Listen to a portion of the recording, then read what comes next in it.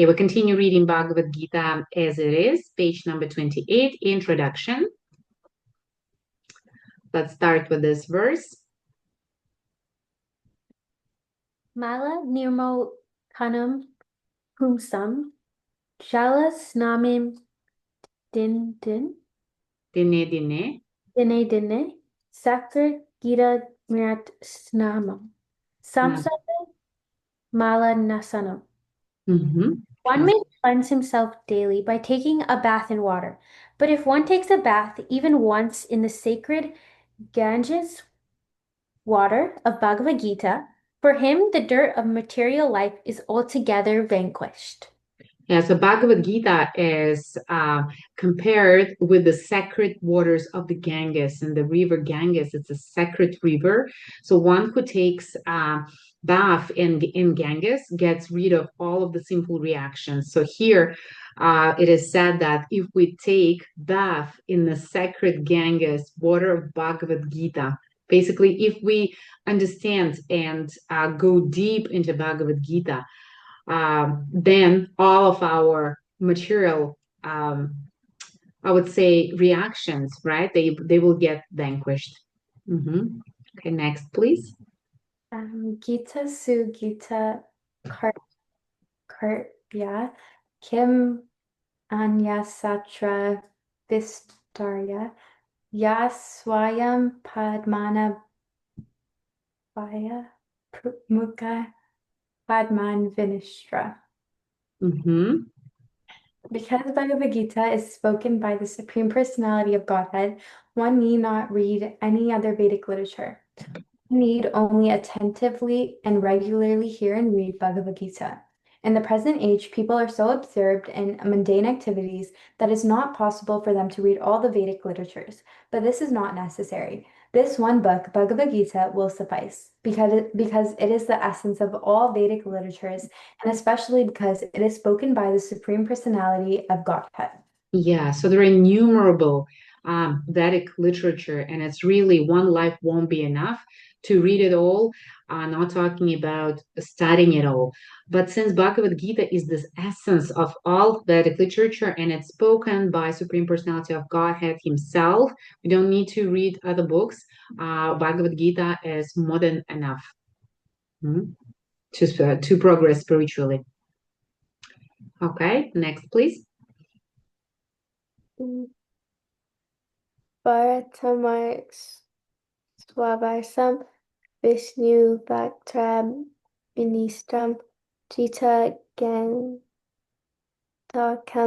Pipa Punar Janam Navita. Okay, translation. One who drinks the water of the Ganges. Ganges attains salvation, so what to speak of one who drinks the nectar of Bhagavad Gita? Bhagavad Gita is the essential nectar of the Mahabharata, Mahabharata. and it is spoken by Lord Krishna himself, the original Vishnu. Bhagavad Gita comes from the mouth of the Supreme Personality of Godhead, and the Ganges And the Ganges. And the Ganges is said to emanate from the lotus feet of the Lord. Of course, there's no difference between the mouth and the feet of the Supreme Lord, but from an impartial study, we can appreciate that Bhagavad Gita is even more important than the water of the Ganges. Yes, so Bhagavad Gita gives us salvation, and again, it's compared with the waters of Ganges. If we drink that water, people go to the Ganga River, right? And then in the middle of the river, they take a whole bottle of the water and they drink it. And this water is so powerful. So they get rid of their simple reactions, and nothing happens actually to them if they drink the water from the Ganges. Even if you keep this water for a year or 2 years, nothing will happen to it. So it doesn't get spoiled. It's really a miracle. So Bhagavad Gita comes from the mouth of the Supreme Personality of Godhead. And since the Supreme Personality of Godhead is transcendental, so the toe, the mouth, his mouth, or his eyes, it has the same nature, basically. Therefore, again, Bhagavad Gita is compared here in its potency to purify one's consciousness and living with the sacred waters of the Ganga River. Okay, let's read the next one. Sarvopanishadyado Davo Dogda Gopala Nandana Parto Vatsa Sudhir Bhokta Dugdam Gita Mrutam Maha.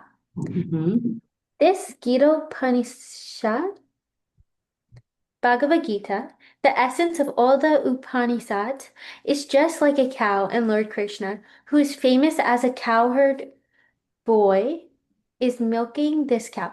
Arjuna is just like a calf, and learned scholars and pure devotees are to drink the nectarine milk of Bhagavad Gita. Now we have another analogy. So the previous analogy was with the sacred waters of the Ganga River that purifies. Now we have the analogy with milk and cow.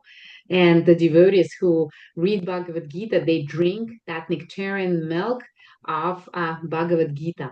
And another thing is that Bhagavad Gita is the essence of all Upanishads, right? So again, because it's the essence of all Upanishads, just by reading Bhagavad Gita and understanding it, you will understand all of the Vedas. Okay, let's continue. Ekam Sastram Devaki Putra Gitam Eko Devo Devaki Putra Eva Eko Mantras Tasya Namani Yani Kramapi Ekam Tasya Devasya Seva.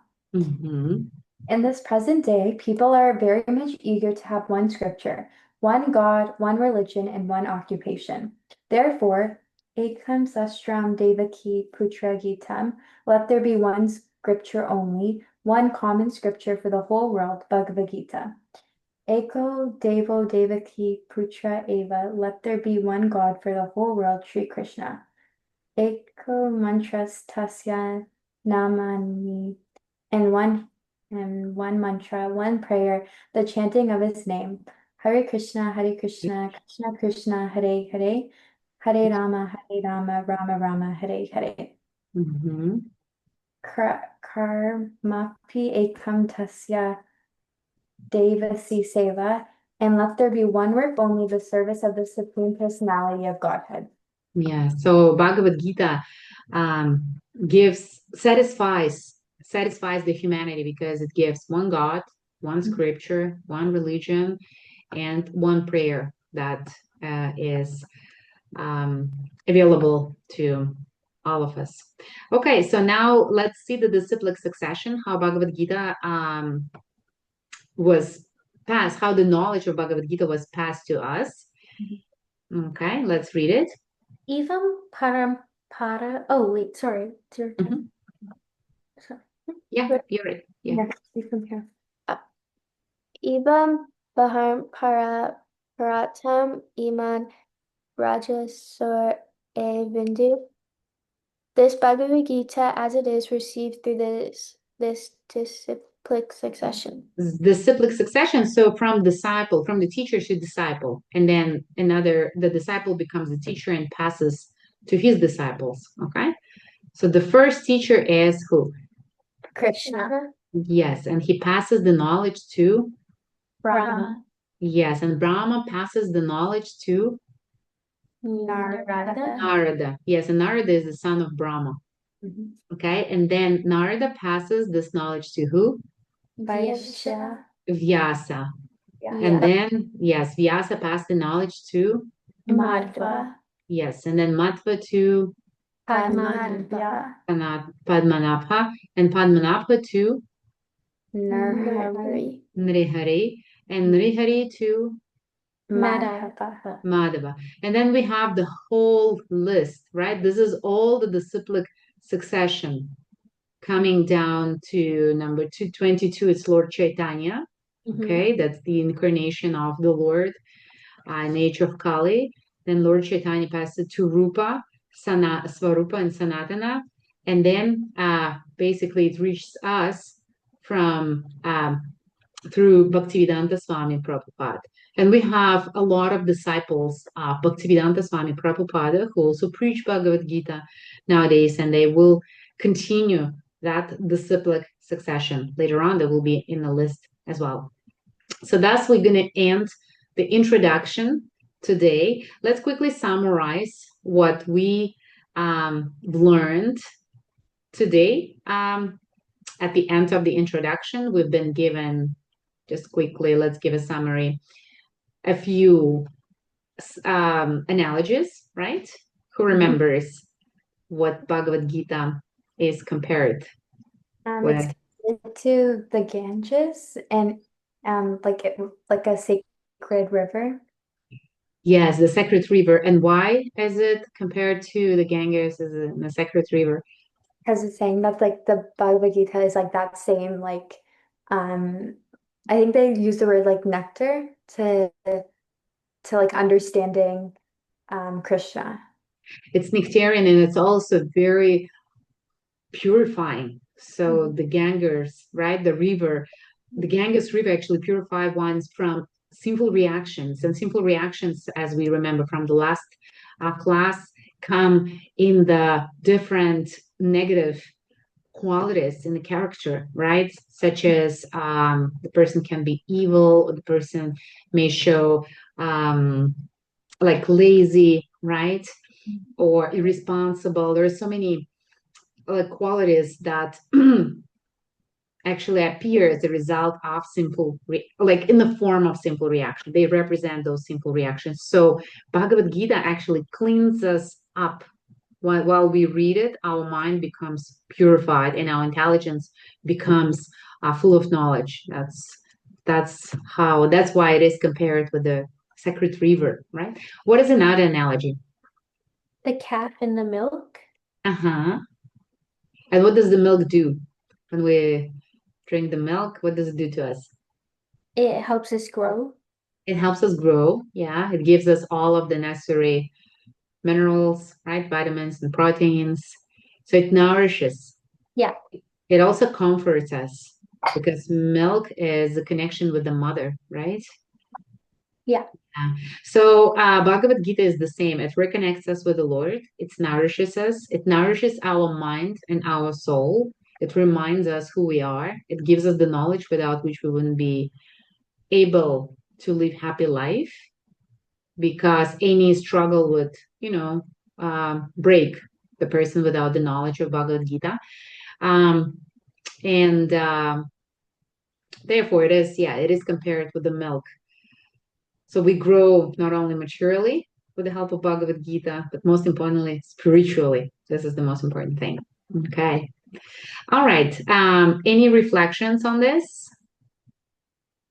I think So, it's how it talked about like how the Bhagavad Gita is the only essential spiritual like book to read because I think sometimes learning about religion it can be daunting. There's so many like sources of information and you kind of are like where do I start? So I think it's nice that this Bhagavad Gita provides a summarized version where you can start your spiritual journey and learn. exactly. Yes. And Bhagavad Gita actually can give the knowledge of God to anyone within any tradition.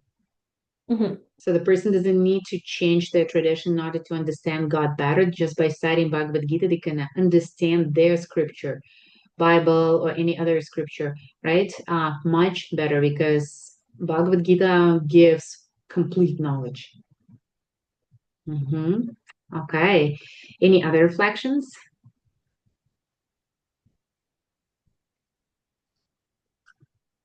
So we've said that it's one God, one religion, one occupation. So Bhagavad Gita satisfies all the spiritual needs, right? Bhagavad Gita helps us grow. Bhagavad Gita purifies us and nourishes us, and also helps us to get rid of simple reactions. So that's the summary of the introduction. And after that, um, from next time, we will start reading Bhagavad Gita itself. So, chapter one, and I will do a small presentation, like it's a summary of Bhagavad Gita. which also helps, to absorb the knowledge better.